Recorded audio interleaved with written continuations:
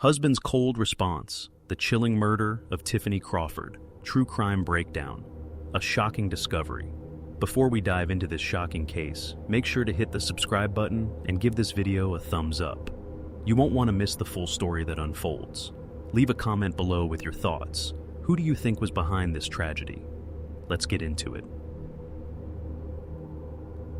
On a quiet evening in Coleman County, Alabama, the tranquility was shattered by an urgent 911 call. Deputies from the sheriff's office arrived at the scene, a nondescript house tucked away in a peaceful neighborhood, responding to reports of a woman shot in the head. As the officers stepped out of their patrol cars, they saw 37-year-old Jason Crawford standing by the family van, his face a mask of distress, but his behavior was already raising red flags. Inside the van, they found his wife, Tiffany Crawford, 32, slumped over in the driver's seat. She had 2 gunshot wounds, one to her left temple, the other to the left side of her chin.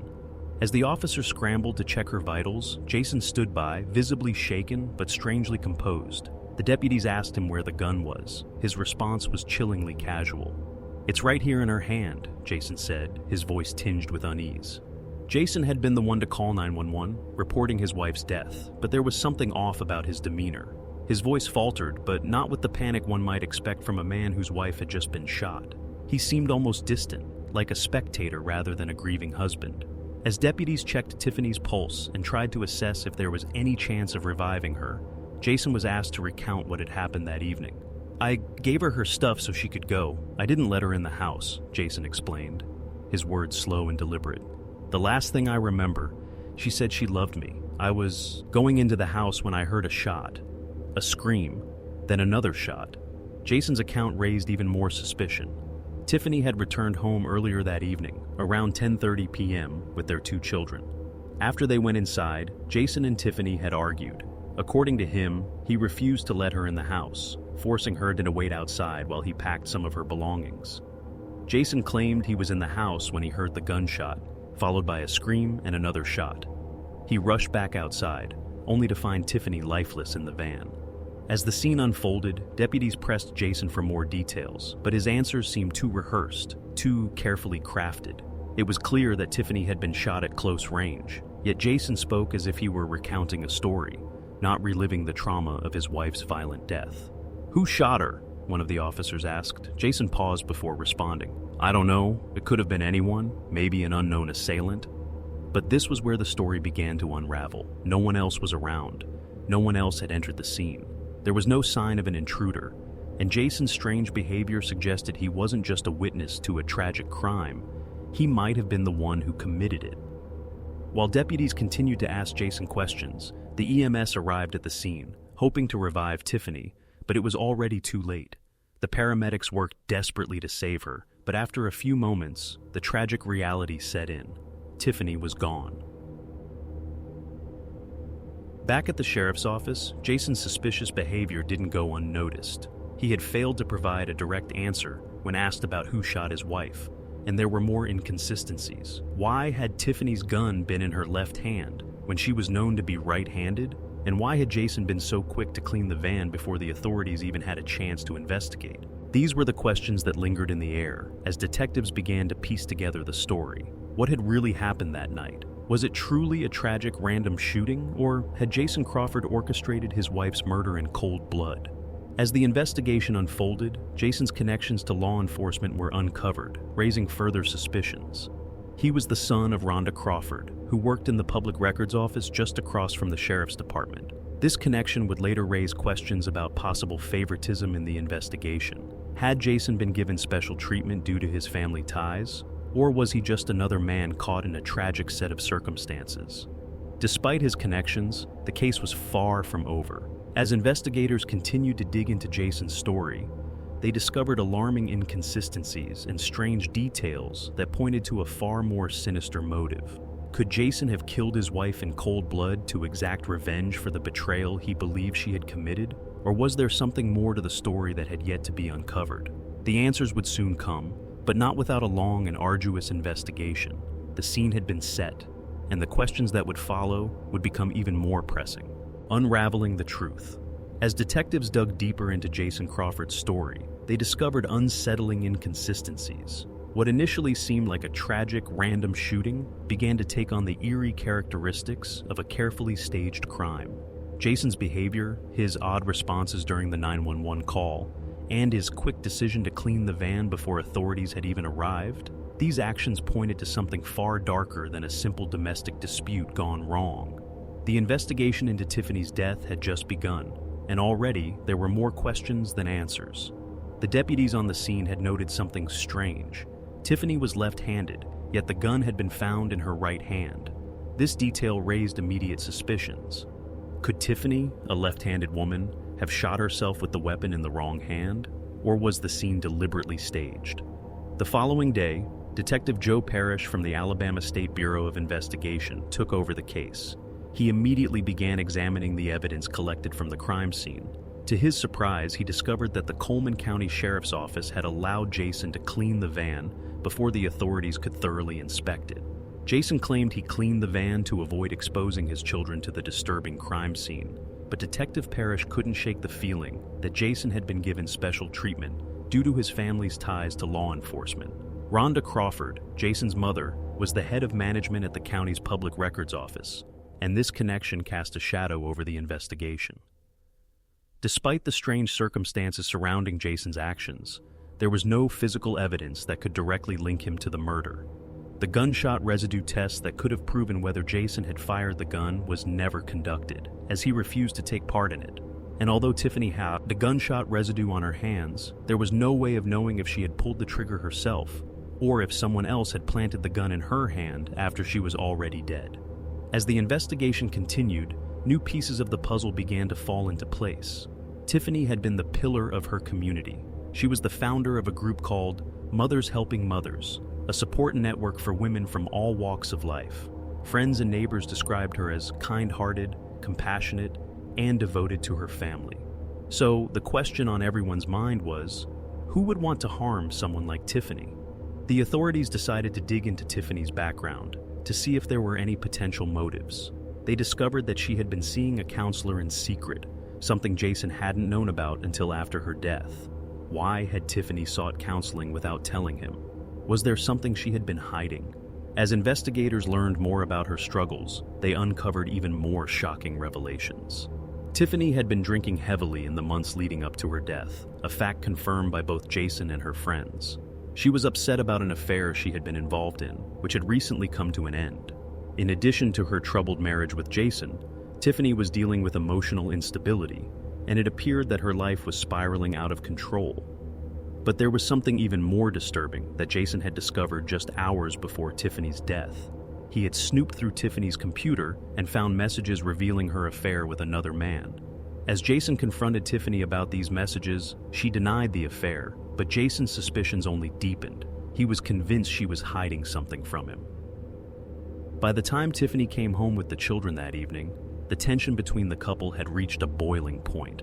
Jason had already made up his mind that he was done with her. In a heated exchange, he demanded she take off her wedding ring, telling her that their marriage was over. Tiffany, apparently distressed by the confrontation, was told to wait outside while Jason packed her belongings. Jason's recollection of the evening was chillingly detailed, yet something felt off about the way he retold it. According to Jason, as he walked back into the house after telling Tiffany to wait outside, he heard a gunshot followed by a scream. Another shot rang out, and that's when he rushed outside to find Tiffany slumped in the van. But the more Jason recounted the events of that night, the more his story seemed to unravel. The shooting was too quick, too precise. How had Tiffany, who was in distress and arguably unbalanced, managed to shoot herself, let alone in such a controlled manner? And why had Jason been so quick to claim it was a random shooting when there were so many strange details that didn't add up? The investigation continued, but there were still no clear answers. Jason was acting strangely, and his connections to law enforcement made the case even more complicated. But as the months went by, new revelations began to emerge, and Jason's story started to fall apart. What was once thought to be a tragic accident was quickly evolving into something much more sinister: the shocking truth. The case against Jason Crawford had seemed to stall for months. With no direct physical evidence to link him to Tiffany's death, investigators were left relying on circumstantial clues. Jason's strange behavior, his refusal to take a gunshot residue test, and his suspicious actions on the night of Tiffany's murder painted a picture of a man who might have orchestrated his wife's death. But there was still no solid proof. However, the breakthrough came when Tiffany's autopsy report was finally delivered, more than a year after her death. Dr. Valerie Green, the medical examiner, confirmed the initial suspicion. Tiffany's death was indeed a homicide. The coroner's findings revealed that Tiffany had been shot from a distance of at least 10 inches, contradicting Jason's claim that she had shot herself in the van. But there was one detail that sent shockwaves through the investigation: the lack of blood on the driver's side door. According to Jason's account, Tiffany had been shot while sitting in the van with the door closed. But if that were true, the door should have been covered in her blood. Yet, there was no blood anywhere on the door, further supporting the theory that the scene had been staged. The absence of blood, coupled with the other inconsistencies in Jason's story, made it clear to detectives Jason had orchestrated his wife's murder. With this new evidence in hand, Detective Joe Parrish and the prosecution felt they now had enough to take the case to a grand jury. The grand jury agreed, and on May 21, 2018, Jason Crawford was officially indicted for first-degree murder. The case was moving forward, finally.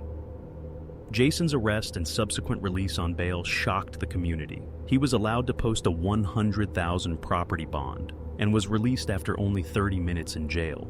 Despite his release, the public perception of Jason was shifting. Nine of Tiffany's friends and family members were still convinced of his innocence, but the mounting evidence against him was undeniable. The trial began in November 22, more than 5 years after Tiffany's death. State Prosecutor Jeff Roberts meticulously laid out the case against Jason. He pointed out the inconsistencies in Jason's story, including his suspicious behavior during the 911 call and the fact that Tiffany had been left-handed, yet the gun was found in her right hand. The prosecution also highlighted Jason's refusal to take a gunshot residue test and his decision to clean the van before the authorities could examine it. The defense, however, was not backing down. They argued that there was no physical evidence linking Jason to the crime and claimed that the sheriff's office had mishandled the investigation. They suggested that the DNA found on the gun could have belonged to someone else, perhaps an unknown assailant. The defense also tried to undermine the prosecution's theory that Jason had staged the scene, but their arguments lacked the weight needed to convince the jury. One of the most crucial moments in the trial came when the prosecution called Tiffany's friends and family to testify about her mental state in the months leading up to her death. They confirmed that Tiffany had been drinking heavily and had been emotionally distressed over her affair and her deteriorating marriage. But the defense argued that Tiffany's struggles with alcoholism and depression could have led to her death by suicide, especially given her diary entries, which indicated that she was struggling to keep herself together. But it was Jason's testimony that would seal his fate. He took the stand in his own defense, emotionally pleading his innocence. He claimed that he loved Tiffany and could never have hurt her. However, his testimony was marred by several moments of inappropriate laughter, which the prosecution seized upon during cross-examination. This moment of emotional inconsistency worked against him, painting him as someone who lacked genuine remorse. After 4 days of testimony, the jury deliberated. On November 18, 2022, Jason Crawford was found guilty of murdering his wife, Tiffany. The jury had reviewed the evidence and the inconsistencies in his story, and they unanimously agreed Jason had killed Tiffany in cold blood. The sentencing hearing took place on March 10, 2023. Tiffany's mother, Cheryl, spoke directly to Jason, expressing the pain she felt over the loss of her daughter. She said, "If not you, who? You were there. You know the truth. I pray you will someday find wisdom and strength to speak the truth." Jason's sentence was handed down, 9 years in prison with the possibility of parole after 15 years. He was escorted to the Kilby Correctional Facility in Montgomery, Alabama, where he will serve his time. The community was left to mourn Tiffany's loss, but they found comfort in knowing that justice had been served. Tiffany's friends and family honored her memory by dedicating a bench in her name at Sportsman Lake Park, where people could sit and reflect, knowing they were never alone. Jason's conviction and sentencing marked the end of a long and painful journey for Tiffany's loved ones, but they now had closure. Jason Crawford's lies and manipulations had been exposed, and he was finally being held accountable for his actions. The truth had come to light, and justice had prevailed. Thank you for following this incredible true crime journey. If you haven't already, make sure to hit subscribe, like, and share this video. Let us know what you think in the comments below. Stay tuned for more gripping cases in the future.